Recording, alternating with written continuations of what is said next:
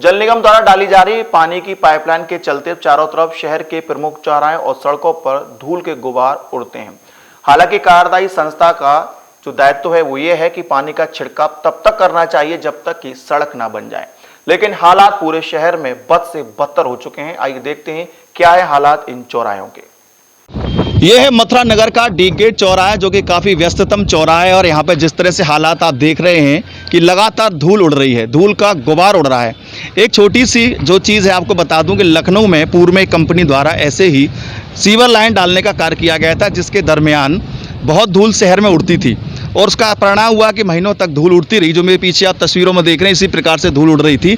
उसका परिणाम ये हुआ कि एनजी टीएनएस कंपनी पर 200 करोड़ रुपए का जुर्माना सिर्फ इसी बात का लगाया कि आपने अपने कार्यों को लेकर के गंभीरता नहीं बरती और इसी प्रकार से आप जो धूल भरी जो आंधी थी शहर में चलती रही और लोग बीमार पड़ते रहे। यही वो हाल है जो आप देख रहे हैं हमारे पीछे। हम जिस तरह से इस समय काम कर रहे हैं, आप देखिए किस तरह से ऐसा लग रहा है जैसे कि आंधी में हम लोग खड़े हुए हों, लेकिन मामूली धूल चल रही है। धूल सिर्फ इसलिए कि नियम होता है कि जहाँ पे खुदाई की जाती है वहाँ पर जो कार्यदायी संस्था होती है वो पानी का छिड़काव करती है, लेकिन छिड़काव की तो बात छोड़ दीजिए, यहाँ पानी की बूंद तक टपकने को नसीब धरती को नहीं होती।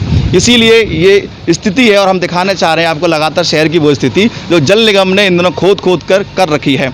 कार्यदायी संस्था का कोई भी अधिकारी, कोई भी कर्मचारी इस रोड पर नहीं मिला। रोड पर मिले तो जेसीबी चालक और मजदूर। आखिरकार उनसे क्या सवाल तय करते, उनकी जिम्मेदारी हम लोग क्या तय करते। लेकिन यही दिखाने का सिर्फ उद्देश्य था कि आप पीछे देख सकते हैं चौक बाजार और मंडी रामदास के लिए रास्ता जाता है।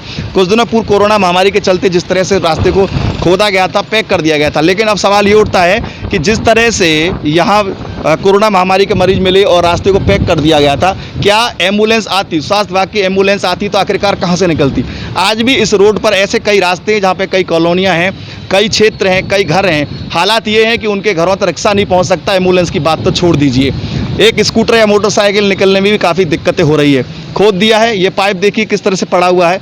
इस पाइप को पड़े हुए आज कम से कम 1 महीना हो गया, लेकिन ये पड़ा ही रहेगा क्योंकि निगम ने काम करके, अपना जल निगम ने छोड़ दिया है और पाइप को उठाया जाएगा महीनों बाद। इसी तरह धूल और आंधी उड़ती रहेगी और लोग सोते रहेंगे, जनता पिसती रहेगी और ये ढीली ढाली कार्यप्रणाली हमें यूँ ही कचोटते रहेगी। हम मन मसोस के रह जाते हैं लोग, जनता, कि आखिरकार जाएं तो जाए कहाँ, आखिरकार कौन उनकी सुनवाई करेगा, कैसे करेगा, कहाँ पर अपनी बात कहें जो हमारी सुनवाई करे और कार्यों को तेज़ गति से करे जिससे कि जनता को राहत मिल सके।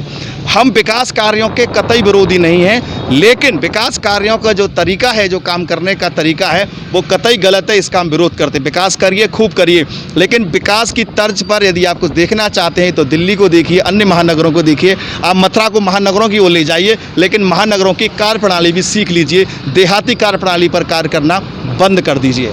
अपने साथी गोपाल जग्गा के साथ रवि यादव।